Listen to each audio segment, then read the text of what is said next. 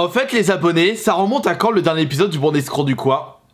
À trop longtemps. Va falloir se remettre à jour.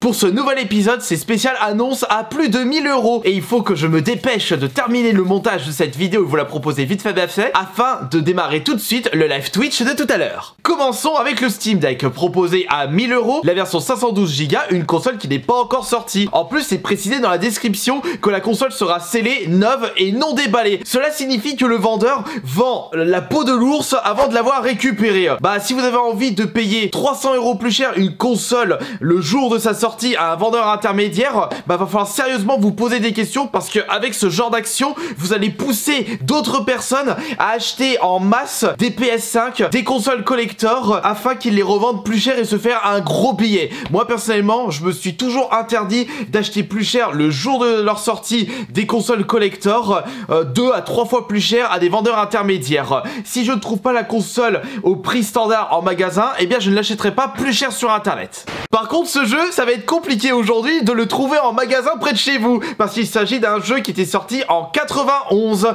le Street Fighter 2, encore 9 sous blister. Vous vous rendez compte, ça fait plus de 30 ans qu'il est dans son emballage d'origine, d'où le prix de 2250 €. Il y a quand même un détail qui me marque un petit peu, c'est le prix en francs de l'époque. Le jeu était vendu dans le magasin en question à 680 francs. Mais ça fait combien ça, en calculant l'inflation, avec la conversion franc-euro? Bah déjà, franc-euro, on part sur plus de 100 €. On est sur du 105 €. Vous vous rendez compte, si une entreprise décide de vendre son jeu classique au prix standard de plus de 100 €, ça crée une émeute complète sur les réseaux sociaux. Et du coup, si on calcule le taux d'inflation, combien on devrait payer ce Street Fighter au prix affiché des années 90? Bah, on devrait payer 164 € le jeu classique.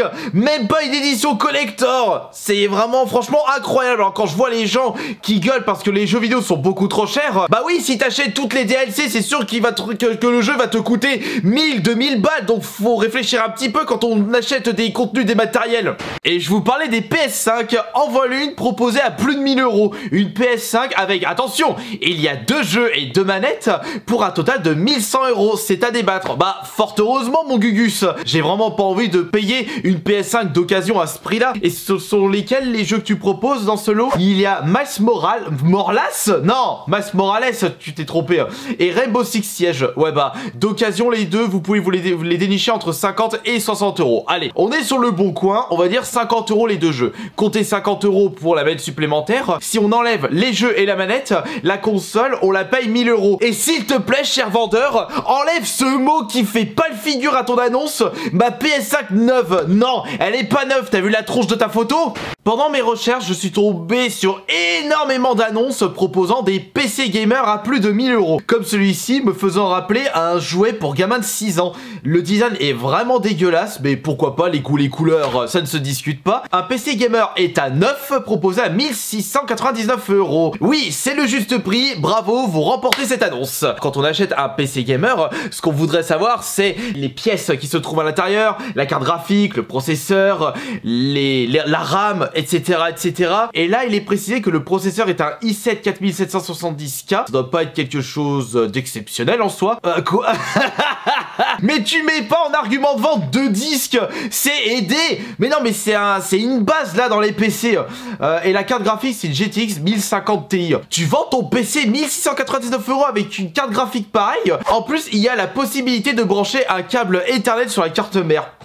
Mais c'est quoi cet argument à la mort moi le nœud? Mais qu'est-ce qu'on peut faire avec 1000 €? On peut s'acheter d'excellents jeux PS1, des RPG sortis sur cette console. Regardez, nous avons un joli petit lot de RPG à 1200 €. Attention, il n'y a pas une centaine de jeux à l'intérieur. Non, non, il n'y en a que 7. Mais nous avons de la grosse qualité. Lunar, Tactic Ogre, Xenogears, Tales of Destiny, des jeux que vous aurez beaucoup de mal à trouver pour une bouchée de pain dans les vides-greniers près de chez vous.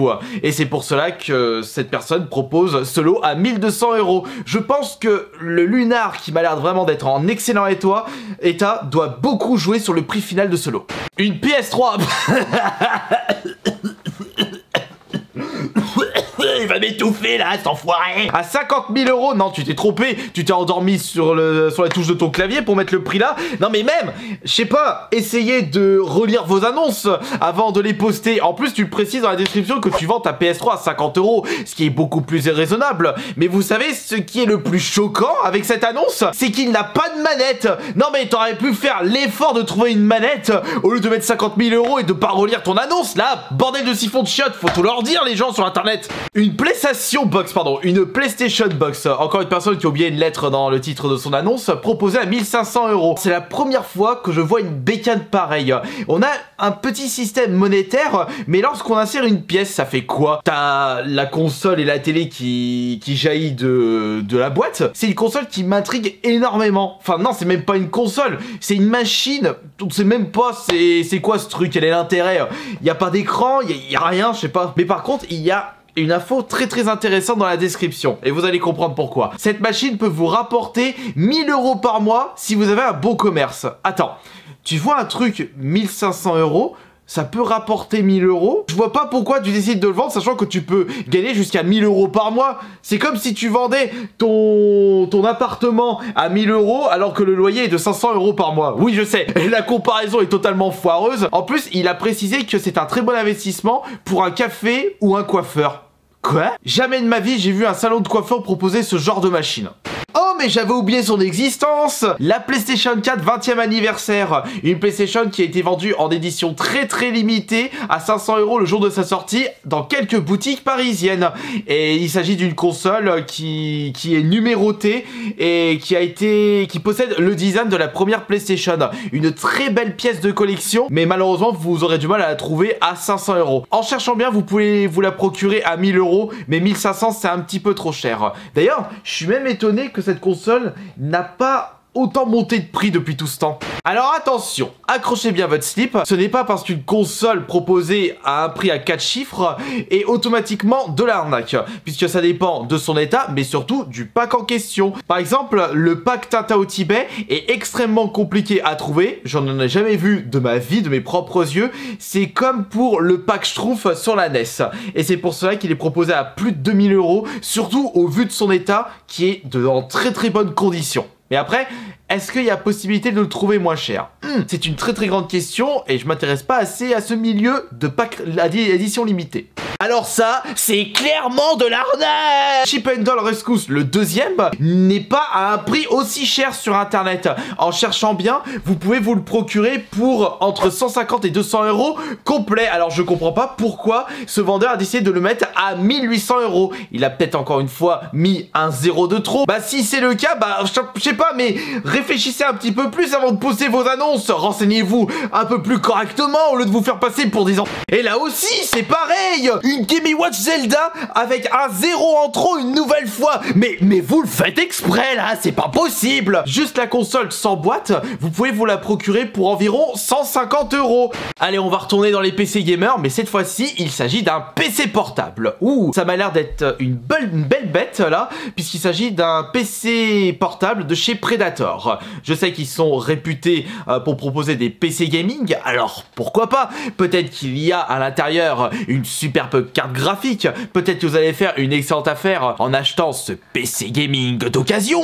Et ben voyons voir ce qui se cache à l'intérieur de cette belle petite bête. Nous avons à l'intérieur une GTX GeForce. Ouais mais c'est laquelle de GTX GeForce?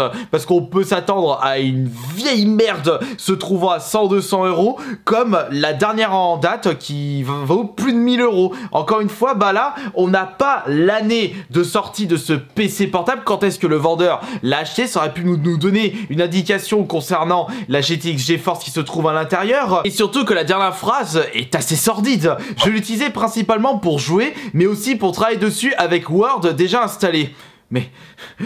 Mais encore une fois, c'est pas un argument de vente le fait que Word soit à l'intérieur. Tous les PC proposent ça, c'est une base.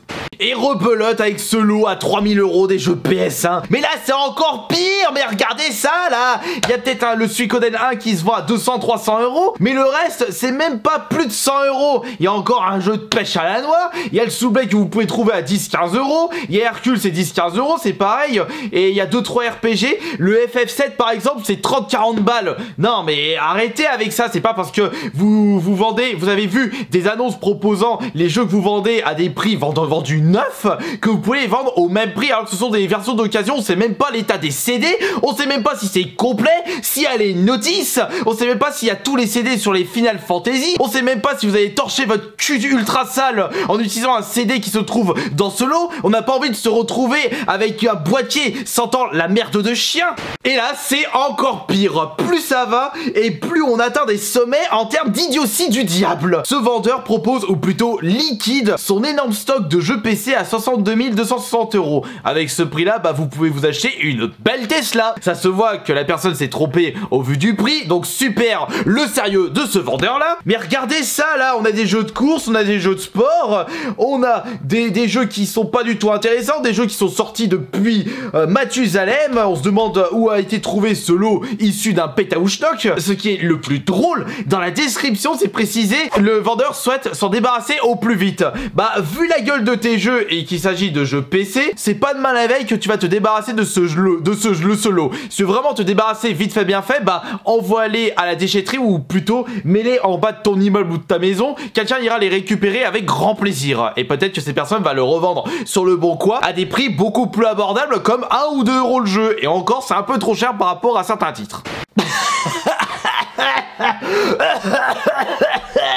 Pourquoi il vend son Donkey Kong à 2800 € là? Il a fumé son pétard là? Il a utilisé son slip en tant que sandwich au poulet? Un Donkey Kong Country en cartouche seule, ça se vend environ entre 20 et 30 €. Pourquoi 2800 €? Pourquoi ce prix là? Qu'est-ce qu'il a fait là? Qu'est-ce qu'il a pensé quand il allait poser sa gamelle? Nintendo, les 20 jeux les plus chers des rares de l'histoire. Mais pourquoi il met ça?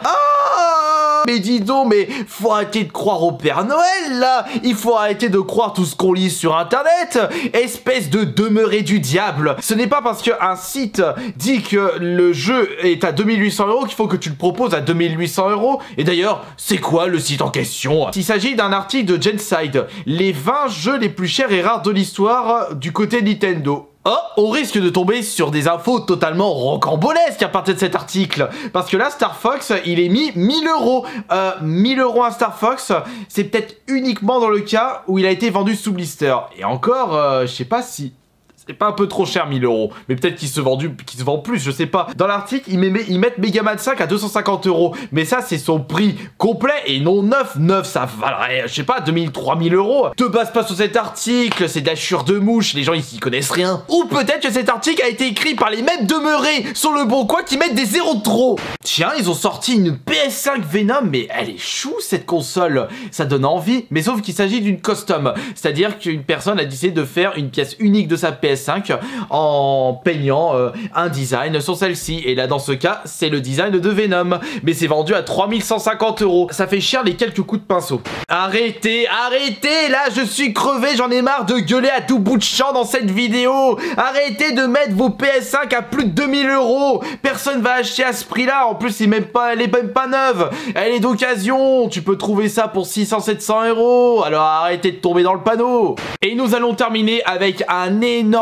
PC gamer vendu à 10 000 €. Et bah dis donc, le prix d'une caisse, il y a intérêt à avoir de sacrées pièces à l'intérieur de celui-ci. Un grand PC gamer validé par les plus grands joueurs gaming du monde entier, a la capacité de faire tourner n'importe quel jeu en ultra. Bah sûr, avec un prix pareil, mais il ressemble à quoi ton PC ?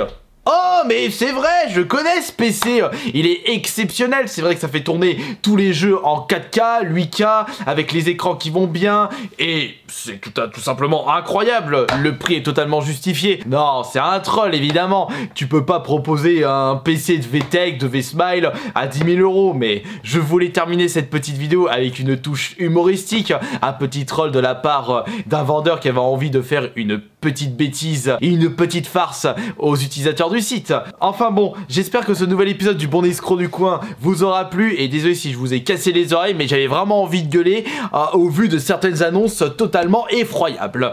Et je vous remercie beaucoup pour tous les pouces bleus, et on se retrouve tout à l'heure pour le prochain live Twitch. Allez, bisous tout le monde, c'était Asterio le bon.